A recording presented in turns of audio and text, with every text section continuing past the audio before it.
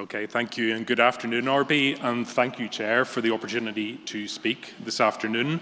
And actually, just before I start, can I give our thanks from Northern Ireland to you for all of your work and the help that you've given us in Northern Ireland as well over the past number of years as well. So Northern Ireland, we should be small enough, compact enough, and organised enough with excellence in so much, including our people and our workforce, to provide a health service that is the envy of the world and focused on the single most important priority of any government, and that is protecting the health of its nation. But, and it's not an insignificant but, as I speak, we have an internal financial deficit. This year it's allegedly 600 million, but that's really just figures on paper and the product of years and years of poor management, lack of prioritisation, lack of planning, and a complete and utter lack of effective change. The Department of Health apparently wants to make this year's pay award, but has not prioritised staff pay in their financial planning. So we enter yet another political merry-go-round to find the money while doctors wait to be paid. I would urge the Health Minister to go ahead and make the payment now, demonstrating clearly that you value your workforce.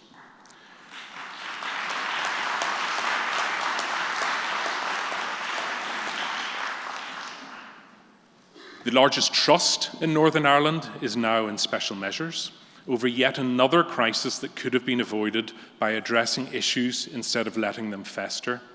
And now there's a full-blown dispute between our GPs and the department over a refusal to fund general practice properly. In a recent referendum, only 6 GPs in Northern Ireland voted to accept the department's offer. That's 6. I actually think the subtitles misunderstood that as well. Only 6 GPs accepted the offer. This is whilst the Minister continually talks about the importance of addressing health inequalities and shift left being his priorities. I mean, you really couldn't make it up. I don't want to be all negative, so let me talk about some positives as well. We have a small but hugely dedicated team in our Belfast office, and my thanks to them all, led so well by Claire Armstrong sitting behind me.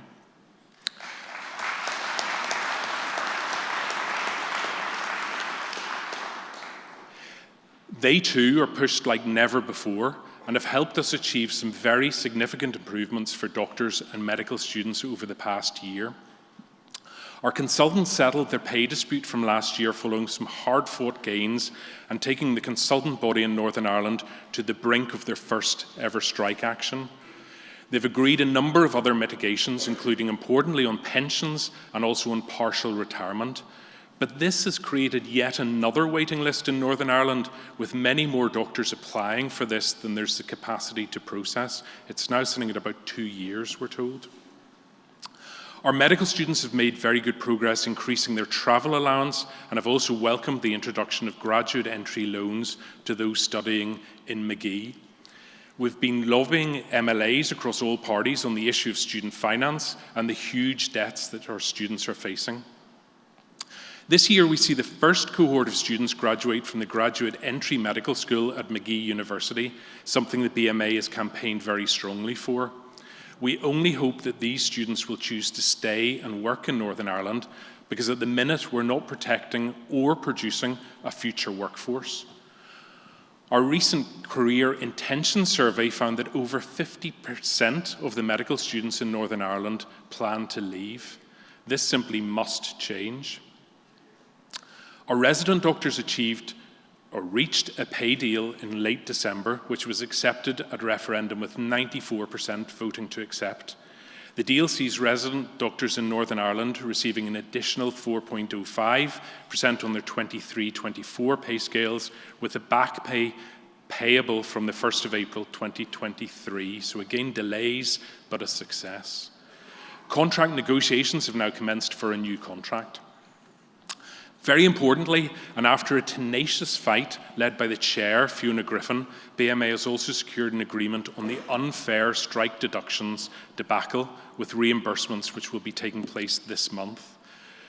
No wonder we're in such a financial mess when the department's own calculations deducted more from doctors for striking than they would actually have been paid for a working day.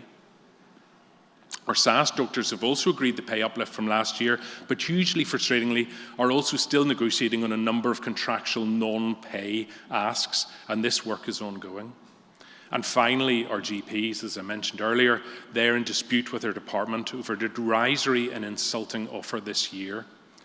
The proportion of health service funding spent on GP is now less than 5% in Northern Ireland, and it's only decreasing. It's not only the lowest I can find in the world, but also contrary to what every country is trying to do, and even contrary to what our own plans suggest we need to do. Someone somewhere must have a secret plan that they haven't told us about. It's fair to say that not one branch of practice in Northern Ireland is happy with this year's DDRB award. Each committee has discussed the award and have slightly different positions. GPs are already in dispute. Consultants are moving towards dispute, whilst our RDs and SAS have registered discontent without actually entering dispute yet. We need the Minister to engage with us on these issues urgently. It's also very important to mention an issue that's previously been discussed at ARM, and that is the supply of medicines to Northern Ireland and the impact of the Windsor framework. We still have significant issues with industry, with small businesses, and particularly with veterinary medicines and vaccines.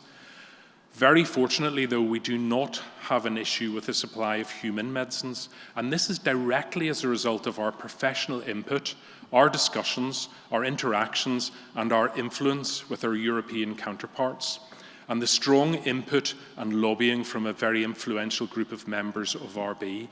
Can I thank you, RB, for your support and for your insistence that we maintain our European links that have proved to be so important to us. Finally, and very importantly, I want to mention culture. We have a major issue looming in Northern Ireland with a proposal to introduce a statutory individual duty of candour with criminal sanction. This is very, very dangerous and will be dangerous for us all. We have a workforce that is under huge pressure. We have an absence of open spaces, safety guardians, and freedom to speak up. We know the culture problems that this creates, and we know that this results in mistakes and adverse incidents. If our answer is to criminalise this and to criminalise our workforce, then we are in dire, dire trouble. We've been lobbying hard on this with mixed results, and we fear that it will have implications for us all. And your support as the issue evolves will be very much needed and very much welcome. So to conclude, the strength of our team, both staff and members, is the commitment, the resilience, and the determination. As we move forward, we're going to need to harness this more than we ever have to overcome the many challenges that we have ahead. We're still determined that we can build a future where our medical professionals are valued and supported, and where our healthcare system can try to survive and to thrive. Thank you.